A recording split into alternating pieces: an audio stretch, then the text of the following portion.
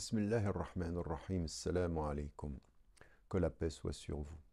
Nous parlons des victimes, nous parlons de celles et de ceux qui font face à une situation qu'il faut réparer socialement. Et nous le savons, dans la tradition musulmane et dans la longue histoire de la tradition musulmane, nous avons eu des voix qui venaient rappeler que l'une des situations qu'il fallait véritablement rectifier, qu'il fallait réparer, vis-à-vis de laquelle il fallait changer les choses, était la situation de la femme, des femmes en général, socialement.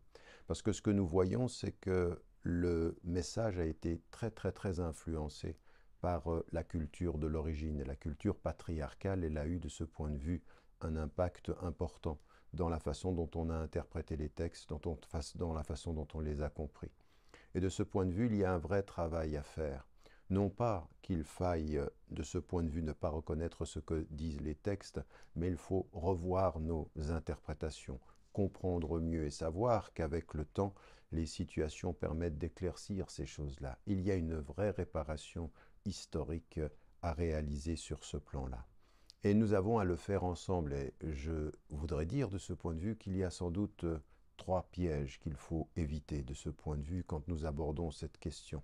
Parce que si nous parlons de l'égalité devant Dieu, si nous parlons de l'égalité sociale, si nous parlons encore du fait qu'il faille pour les mêmes compétences recevoir les mêmes salaires sans aucune discrimination parce qu'une femme est une femme, ni socialement, ni culturellement, ni religieusement, cela ne peut se justifier.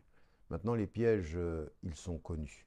Le piège, d'abord, c'est de se lancer dans la réparation en pensant que les femmes répareront contre les hommes. Non pas qu'ils viennent ensemble au nom des textes réparer ce qui est culturel, mais que ce soit finalement un conflit entre les femmes et les hommes au nom de cette interprétation. Et là, de ce point de vue, il y a véritablement à travailler ensemble pour réparer, pour redonner cette dignité essentielle de la femme dans la tradition musulmane. L'autre piège, il est également connu, c'est la victimisation. C'est finalement de justifier tout ce qui pourrait aller mal en soi ou ce qui pourrait aller mal dans la société par le fait que finalement nous sommes victimes de l'homme.